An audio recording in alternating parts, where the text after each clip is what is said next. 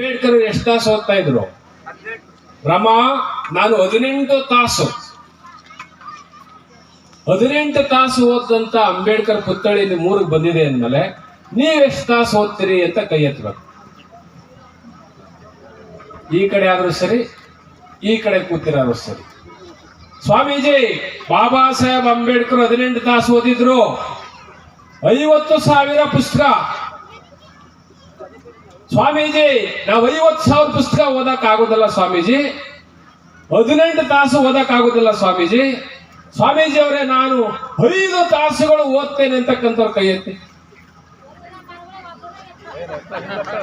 5 ತಾಸು.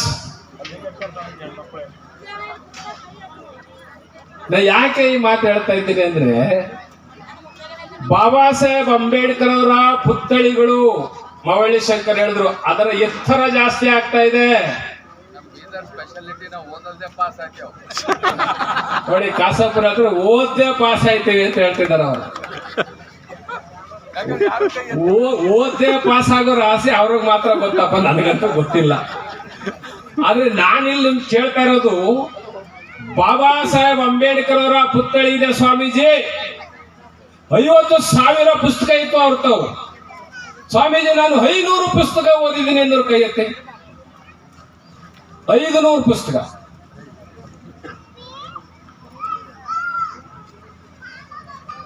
ಬೇಡ.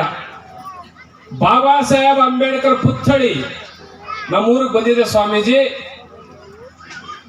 ಬಾಬಾ ಸಾಹೇಬರು SSLCಯನ್ನ ಎಷ್ಟನೇ ಇಸ್ವಿಯಲ್ಲಿ ಪಾಸ್ ಮಾಡಿದ್ರು ಅಂತಕ್ಕಂಥದ್ದನ್ನಾದ್ರೂ ಒಬ್ರು ಯಾರಾದ್ರೂ ಹೇಳಿ.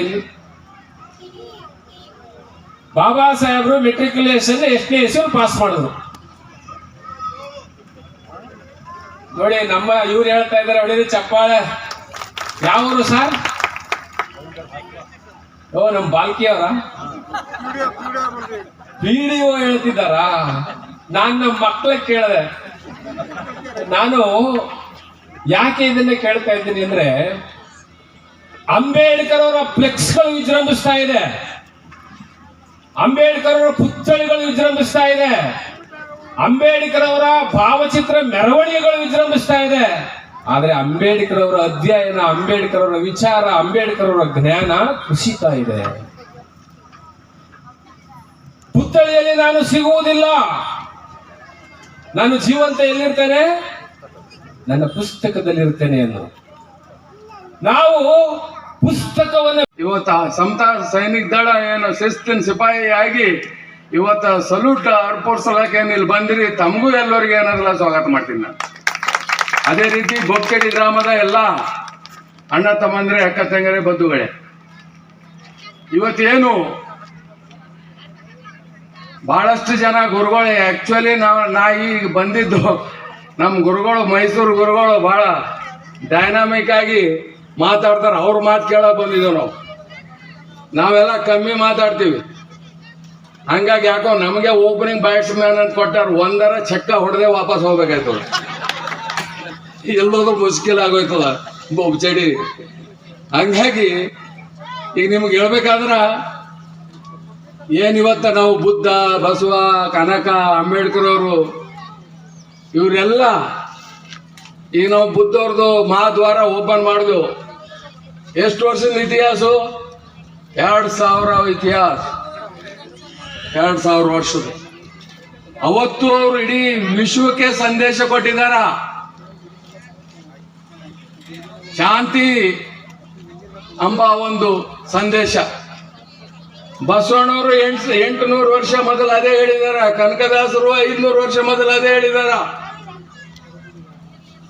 ಮತ್ತೀಗ ನಮ್ಮ ಕಲಿಯುಗನಲ್ಲಿ ಹೆಂಗೆ ವಿಶ್ವಗುರು ಬಸವಣ್ಣವರು 12ನೇ ಶತಮಾನದಲ್ಲಿ ಸಾಮಾಜಿಕ ಕ್ರಾಂತಿ ಮಾಡಿದ್ರು, 21ನೇ ಶತಮಾನದಲ್ಲಿ ಬಾಬಾ ಸಾಹೇಬರ ಅನ್ವಯಿಗಳಾಗಿ ನಾವು ಶಿಕ್ಷಣದಲ್ಲಿ ಕ್ರಾಂತಿ ಮಾಡಬೇಕಾಗುತ್ತೆ ಬಂಧುಗಳೇ. ಶಿಕ್ಷಣದಲ್ಲಿ ಸಮತಾ ಸೈನಿಕ ದಳದ ವೀರ ಸೈನಿಕರನ್ನ ನೋಡಿದಾಗ ನನಗನ್ಸ್ತು, ಆ ಸಂದರ್ಭದಲ್ಲಿ ಕೋರೆಗಾವಿನ ಆ ವೀರ ಯೋಧರು ನನಗೆ ನೆನಪಾಗ್ತಾ ಇದ್ರು.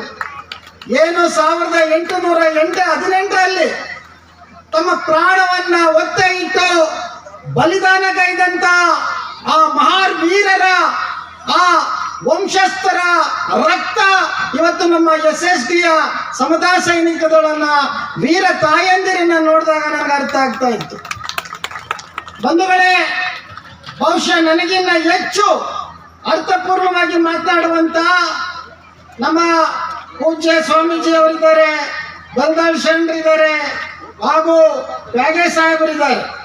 ನಾನು ಹೆಚ್ಚು ಸಮಯವನ್ನ ತೆಗೆದುಕೊಳ್ಳಕ್ ಹೋಗೋದಿಲ್ಲ. ಆದ್ರೆ ಇವತ್ತು ಪರಿಸ್ಥಿತಿ ಏನಾಗಿದೆ ಅನ್ನೋದ್ರ ಬಗ್ಗೆ ನಾವು ಚಿಂತನೆಯನ್ನ ಮಾಡಬೇಕಾಗಿದೆ. ನಾವು ಶೌರ್ಯಕ್ಕೆ ಹೆಸರಾದಂತವರು, ಮಹಾರ್ ಕುಲದ ವಂಶಸ್ಥರು, ಮಹಾರ್ ರೆಜಿಮೆಂಟ್ ಅನ್ನ ಕಟ್ಟಿದಂತ ವೀರ ವಂಶಕ್ಕೆ ಸೇರಿದಂತವರು.